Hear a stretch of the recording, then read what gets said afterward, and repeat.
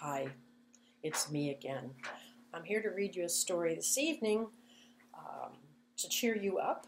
And the story is called An Abundance of Caution. Out of an abundance of caution, she had stopped going outside. She was convinced the world was ending and did not want to be in the midst of it when it did. It was a belief she would not dispute, not with herself nor anyone else.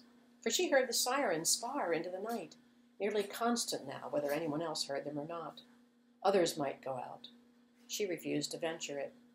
It had come to her in a vision built inside an unremitting pain in her head, that the world was ending while she was still in it. Oh, not the world as she knew it or had known it once, just the world ending. They'd all known it would, hadn't they? One day it would stop. Everything stopped. She found that when the pain stopped in her head, she didn't care so much about the world ending. That the pain had ended was enough for her.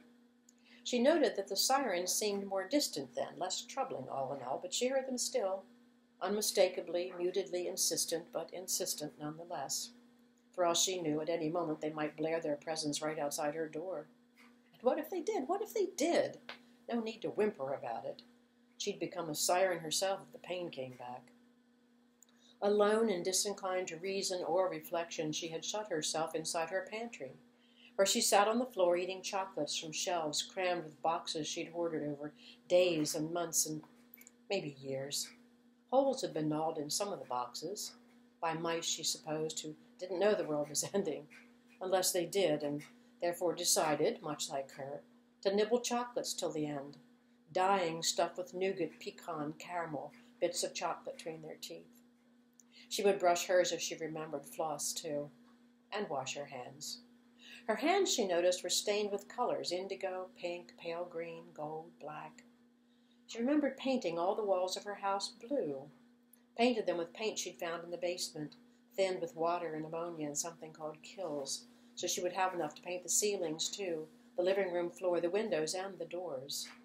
She'd drawn flowers in the foyer, covering the small space with stamens and pistils, petals and leaves, stems, anthers and filaments, sepals and carpels, ragweed, nightshade, bluebells, henbane, cat o' nine tails, twisting vines, drooping heads of bearded iris, thin branches of dogwood, trails of ivy creeping across the ceiling and over the windows and the arched wooden door to the outside, where the world was ending.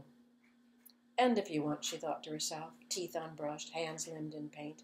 I'm going to sit here eating chocolates until I'm not.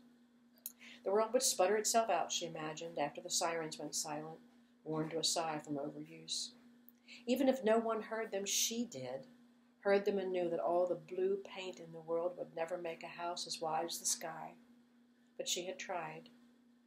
The world was ending while she was still in it.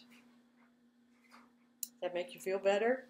Kind of a dark story, but these are dark days. Good night.